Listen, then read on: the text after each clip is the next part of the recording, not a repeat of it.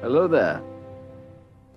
Petites survivantes et petits claqueurs sans oublier les grands colosses, comment allez-vous? Alors oui, j'ai vu l'épisode de cette semaine de la saison 1 de The Last of Us et comme d'habitude, voici mon avis et analyse, mais aussi des explications et je vous en parle dès maintenant et après ça, tout en vous souhaitant une bonne journée.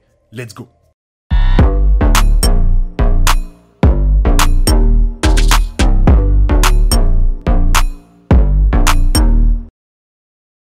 Tout d'abord, j'aimerais mettre en avant la musique qui est utilisée avec brio tout au long de cet épisode, avec plusieurs choix de musique que nous connaissons en vedette. Le plus malin est de s'inspirer du signal radio codé de Bill. Deux chansons des années 80 sont merveilleusement utilisées pour signaler un danger imminent. Take On Me a une signification particulière pour ceux qui connaissent les jeux, tandis que Just Like Heaven de The Cure est un clin d'œil amusant à Ellie qui vit un moment de rêve parmi l'enfer au-delà des portes du centre commercial. De même, le morceau des années 1960, I Got You Babe, signale de manière poignante le chagrin sur le point d'être laissé dans le cœur d'Ellie, alors que le code de Bill est une nouvelle fois utilisé avec une musique des années 60.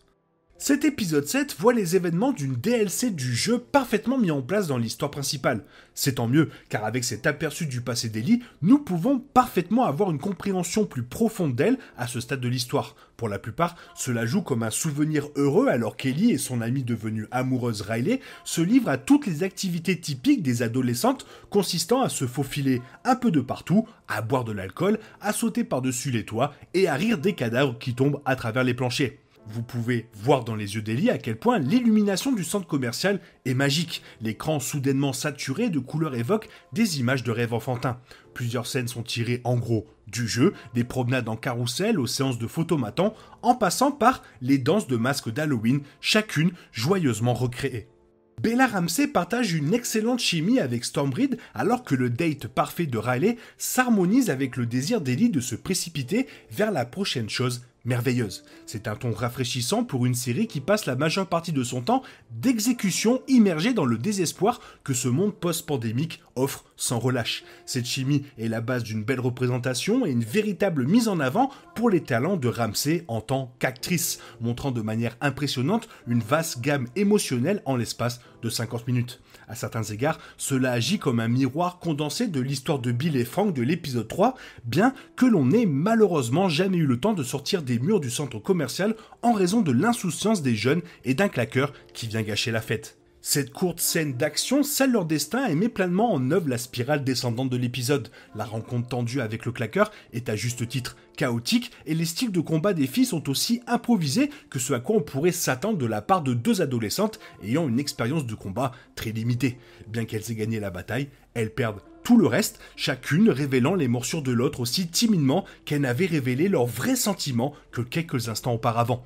L'explosion de rage d'Ellie est une effusion impressionnante de Ramsey alors qu'elle casse toutes les surfaces en verre en vue, un signe prometteur qu'elle réussira à se transformer en une Ellie alimentée par la vengeance pour beaucoup plus tard. La perte de Riley et là où se situe l'histoire nous montre à quel point les parcours de Joel et d'Ellie sont similaires, tous deux stimulés par des pertes passées pour éviter de se perdre. De retour dans le présent, en prenant soin de Joel, Ellie suture non seulement une blessure physique, mais vise également à guérir les douleurs du passé de Joel. C'est encore un autre moment de grand renforcement pour leur lien, car ils réalisent que la vie, l'un sans l'autre, devient vraiment inimaginable. Non, ce n'est pas un épisode de remplissage, mais un épisode délicatement rempli d'informations de fond cruciales qui font d'Ellie tout ce qu'elle est aujourd'hui.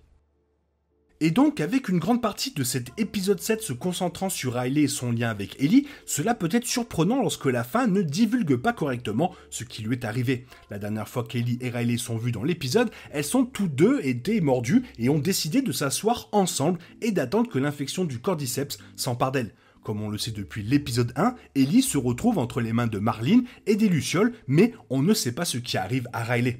La réponse évidente est que Riley s'est transformé en un monstre infecté après la fin de l'épisode 7, mais les allusions subtiles au rôle d'Ellie dans ce moment tout au long de la série sont vraiment déchirantes. Dans l'épisode 4, Ellie déclare que tirer sur le chasseur n'était pas la première fois qu'elle blessait quelqu'un avant de détourner les questions de Joel à ce sujet.